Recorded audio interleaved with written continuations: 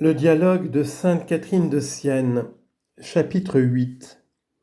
Comme l'on ne doit pas affectionner principalement les pénitences extérieures, mais la vertu, et comment la discrétion est vivifiée par l'humilité et rend à chacun ce qui lui est dû.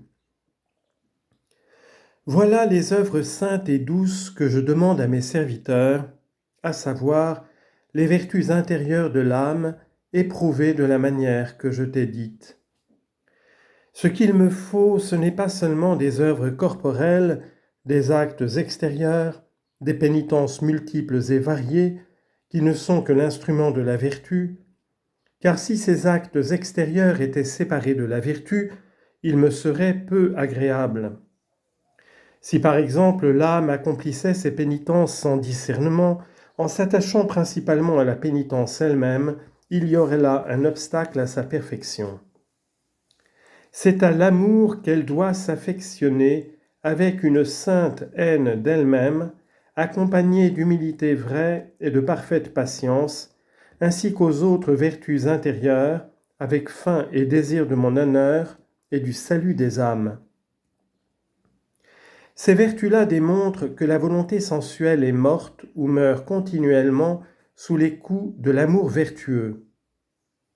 C'est avec cette discrétion qu'il faut pratiquer la pénitence, aimer la vertu plus que la pénitence, considérer celle-ci seulement comme un moyen d'augmenter la vertu, suivant qu'il en ait besoin, et en tenant compte de ses forces. À faire fond sur la pénitence, l'âme entraverait elle-même sa perfection parce qu'elle ne se comporterait pas avec le discernement que donne la connaissance de soi-même et de ma bonté. Elle ne se conformerait pas à ma vérité, elle agirait indiscrètement en n'aimant pas ce que j'aime par-dessus tout, en ne haïssant pas ce que j'ai le plus, en aversion. La discrétion n'est rien d'autre que la connaissance vraie que l'âme doit avoir de soi-même et de moi. C'est dans cette connaissance qu'elle prend racine. Elle est un rejeton greffé sur la charité et uni à elle. Il est vrai que ce rejeton en produit plusieurs autres, comme un arbre qui a plusieurs rameaux. Mais ce qui donne vie à l'arbre et aux rameaux, c'est la racine, et cette racine doit être plantée dans la terre de l'humilité, qui est la mère nourricière de la charité, sur laquelle est greffé ce rejeton ou cet arbre de la discrétion. La discrétion ne serait pas une vertu et ne produirait pas des fruits de vie si elle n'était plantée dans la vertu d'humilité, parce que l'humilité procède de la connaissance que l'âme a de soi-même. Et je t'ai déjà dit que la racine de la discrétion était une connaissance vraie de soi et de ma bonté qui porte l'âme naturellement à accorder à chacun ce qui lui est dû. Et premièrement, elle m'attribue à moi ce qui m'est dû. En rendant l'honneur et la gloire à mon nom, en rapportant à moi les grâces et les dons qu'elle sait avoir reçus de moi, et elle rend à elle-même ce qu'elle a conscience d'avoir mérité, en reconnaissant qu'elle n'est pas par elle-même et que son être, elle ne le tient que d'une grâce de moi. Tous les dons qu'elle possède en plus de l'être, c'est à moi pareillement qu'elle les attribue et non à elle-même. Pour ce qui est d'elle, elle confesse s'être montrée ingrate pour tant de bienfaits et n'avoir pas profité du temps et des grâces reçues. Aussi s'estime-t-elle digne des châtiments et est-elle pour elle-même, à cause de ses fautes, un objet de haine et de dégoût. Voilà les effets de la discrétion fondée sur la connaissance de soi qui est l'humilité vraie. Sans cette humilité, l'âme serait indiscrète, et l'indiscrétion a sa source dans l'orgueil, comme la discrétion a la sienne dans l'humilité. Aussi sans discernement me déroberait-elle comme un larron l'honneur qui m'appartient pour se l'attribuer à elle-même et s'en faire gloire, ce qui est bien à elle, elle me l'imputerait, se lamentant et murmurant contre les mystérieux desseins que j'ai accomplis en elle et dans mes autres créatures. Elle se scandaliserait de tout, tant de moi que du prochain. Bien différente est la conduite de ceux qui possèdent la vertu de discrétion.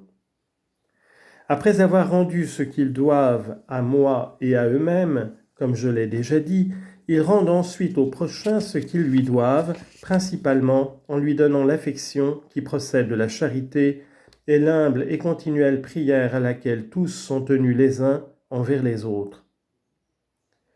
Puis ils s'acquittent de leur dette envers lui par leur doctrine, par l'exemple d'une vie honnête et sainte, par leurs conseils, par les secours dont il a besoin pour faire son salut, comme je t'ai dit plus haut.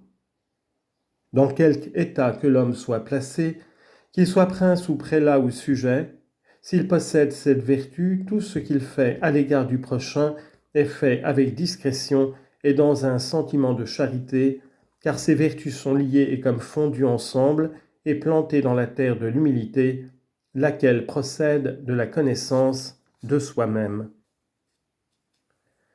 Chapitre 9. Allégorie qui montre comment la charité, l'humilité et la discrétion sont unies ensemble et comment l'âme doit se conformer à cette allégorie. Sais-tu quel rapport ont entre elles ces trois vertus ? Figure-toi un cercle placé sur la terre et au milieu du cercle un arbre portant à son côté un rejeton qui lui est uni. L'arbre tire sa nourriture de la terre enfermée dans la circonférence du cercle, car s'il était hors de terre, l'arbre périrait et ne donnerait aucun fruit jusqu'à ce qu'il fût mis en terre. Maintenant, représente-toi que l'âme est un arbre fait pour aimer et qui ne peut vivre que d'amour.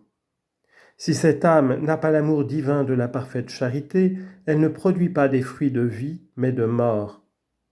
Il est donc nécessaire que la racine de cet arbre, c'est-à-dire l'affection de l'âme, se fixe et se nourrisse dans le cercle de la vraie connaissance de soi-même. La connaissance de soi-même est conjointe à moi qui n'est ni commencement ni fin, comme le cercle qui est rond, et dans lequel tu as beau tourner et retourner, tu ne trouveras jamais où il commence et où il finit, et cependant tu n'en es pas moins en lui. Cette connaissance de toi-même et de moi est et se trouve sur la terre de la véritable humilité, laquelle est aussi grande que la largeur du cercle, c'est-à-dire que la connaissance de soi-même, pour autant, je le répète, qu'elle s'achève en moi. Sans cela, cette connaissance ne serait pas un cercle sans commencement ni fin. Elle aurait un commencement, qui est la connaissance de soi, mais elle se perdrait dans le vide si elle ne se terminait à moi. L'arbre de la charité se nourrit donc dans l'humilité. Cet arbre porte un rejeton latéral qui est la vraie discrétion. La moelle de cet arbre de la charité, c'est la patience, qui est le signe certain de ma présence dans une âme et de l'union de cette âme avec moi. Cet arbre, ainsi doucement planté, porte des fleurs embaumées de vertu, aux odeurs multiples et variées. Il produit un fruit d'utilité pour le prochain, suivant le zèle que met celui-ci à recevoir les fruits de mes serviteurs. Vers moi, il fait monter un parfum de gloire et de louange à mon nom, parce que c'est moi qui le créai. C'est ainsi qu'il a sa fin, c'est-à-dire en moi, son Dieu, qui suit la vie durable et qui ne peut lui être enlevé, si ce n'est qu'elle le veuille.